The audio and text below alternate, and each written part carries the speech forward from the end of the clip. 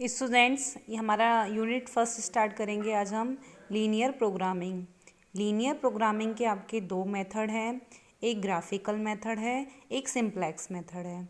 Graphical method जो use होता है वो 2 वेरिएबल्स के लिए यूज होता है, x1 और x2 के लिए। सिंप्लेक्स मेथड जो यूज होता है 2 और 2 से मोर देन वालों के लिए सिंप्लेक्स मेथड यूज होता है। ग्राफिकल मेथड में आपका सबसे पहला आता है मैक्सिमाइजेशन लीनियर प्रोग्रामिंग प्रॉब्लम।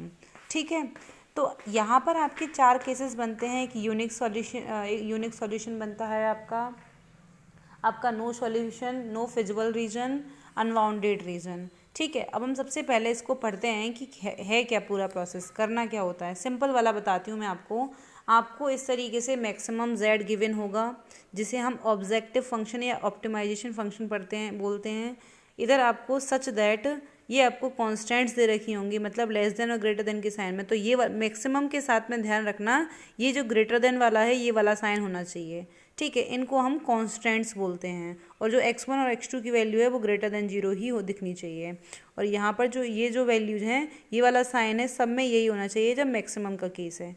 ठीक है, अब इसको सॉल्यूशन कैसे करते हैं ग्राफिकल मेथड से। स्टेप फर्स्ट ये होती है कि सबसे पहले इन जो कांस्टेंट दे रखी हैं इनको इक्वेशंस में कन्वर्ट कर दूँ। इक्वेशंस में कन्वर्ट कैसे, बराबर में आपका बराबर का साइन लगाकर। तो इस तरीके से मैंने इक्वेशन में कन्वर्ट कर दिया है। अब इन तीनों इक्वेशन से ग्राफ की मैं लाइन बनाऊंगी। तो सबसे पहले लाइन फर्स्ट बनाएंगे हम। तो इसमें क्या है, पहले इसमें x1 बराबर 0 रखते हैं तो x2 की वैल्यू 40 आती है। और अगर x2 बराबर 0 रखते हैं तो x1 की वैल्यू 20 आती है। लाइन फर्स्ट तैयार हो गई हमारी प्लॉटिंग करने के लिए। लाइन सेकंड, इसमें x1 के बराबर 0 रखेंगे, x2 की वैल्यू 24 आती है। x2 की वैल्यू 24 0 रखते हैं तो x1 की 24 आती है। इसी तरीके से आपकी लाइन थर्ड है। एक मिनट, लाइन थर्ड में आपको क्या है, ये आपकी लाइन थर्ड है। 2x1 + 3x2 = 60 है। इसमें x1 की जगह पे 0 रखते हैं तो x2 बराबर आ जाएगा 60/3 मतलब 20। और अगर आप x2 की जगह पे 0 रखते हैं तो x1 बराबर आ जाएगा 60/2 मतलब 30। अच्छा, इसके बाद में सेकेंड स्टेप है कि हम एक ग्राफ प्लॉट करेंगे, ग्राफ बनाएंगे। सबसे पहले ड्रॉ करेंगे x, o, y। ध्यान रखना ये जो है आपकी, जब इन्हें करोगे तो आप स्केल की हेल्प से करना। मैंने बिना स्केल के लिए किया है, लेकिन आपके पास में अच्छे से कॉपी होगी, स्केल की हेल्प से आप करेंगे। और इनका डिफरेंस ले लेंगे इस हिसाब से। तो कितने कितने का डिफरेंस आ सकता है ये देख लीजिए। तो 10-10 का डिफरेंस हमने ले लिया, 10 20 30 40 50, 10 20 30 40 50, इसी इंटरवल में हम ले लेंगे जिस इंटरवल में हमको गिवन होगी। ठीक है, इनकी दूरी बना के समान लेकर अब सबसे पहले लाइन फर्स्ट ड्रॉ करेंगे हम। लाइन फर्स्ट के पॉइंट्स क्या हैं आप देखेंगे। लाइन फर्स्ट के पॉइंट हैं 0,40 और 20,0। तो 20,0, 20 एक्स अक्ष पर 20 यहाँ होता है, ध्यान देना है आपको। एक्स अक्ष पर 20 और वाई अक्ष का 0, तो 20,0 इधर होएगा एक्स अक्ष पे। और इसमें 0,40, तो 0,40 आपका इधर होगा। ठीक है, तो आपने क्या करना है, अपनी फर्स्ट लाइन ड्रॉ कर दी, ये वाली 0,40 से लेकर ये 20,0 तक लाइन फर्स्ट ड्रॉ कर दी। ठीक है, इसके बाद में सेकंड लाइन ड्रॉ करेंगे।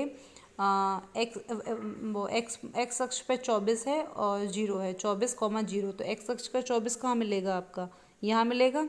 20 से 30 के इधर पे आप स्केल से नापेंगे, आपकी एग्जैक्ट वैल्यू आएगी।